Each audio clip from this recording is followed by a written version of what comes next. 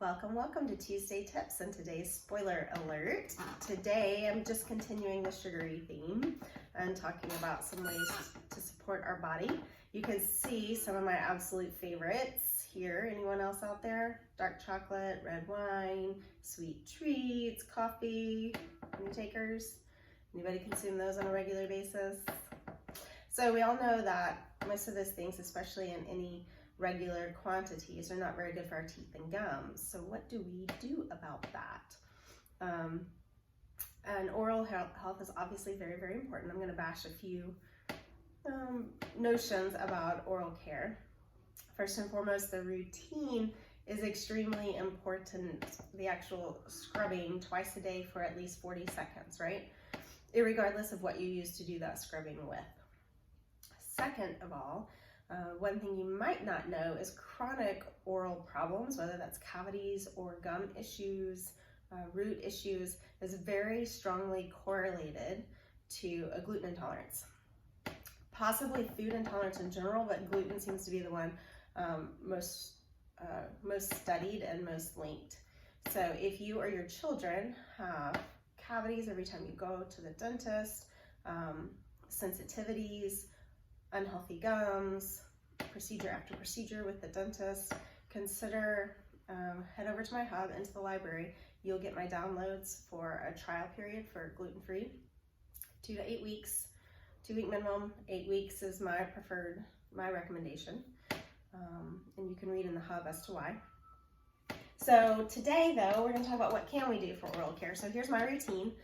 And as a child, I have lots of cavities. I have lots of fillings in the back here. But as an adult, and especially since I went gluten-free in my late 20s, early 30s, I've had 0 issues. I get a beautiful checkup every time I go in. My kids have never had a cavity, and this is the only routine that they have ever used. So we don't use fluoride. We have a great mineral quantity. With the research I did, there was poor evidence linking any benefits from fluoride, and there are some significant impacts on your thyroid, energy, hormones for the long run. So we opted out personally. You do what you're comfortable with. So here, obviously, like I mentioned, you scrub for 40 seconds twice a day. That's why they teach the kids to sing a song like ABCs. This is my preferred if you're going to purchase a toothpaste. This is my preferred. It is whitening. It uses silica made from basically the enamel of your teeth. It's the same thing. It's like scrubbing itself with its own content. So it's very safe, very effective. Obviously it utilizes some non-GMO ingestible essential oils as well to brighten and to support your immune system. Then we floss, right? And my kids use the little picks to floss with. And then literally mouthwash.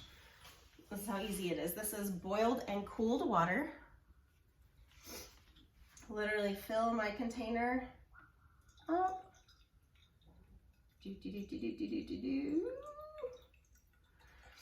I add my Vitality non-GMO plant essence, otherwise known plant extract, otherwise known as essential oil. I do about 10 drops of the Thieves, and my kids can use that.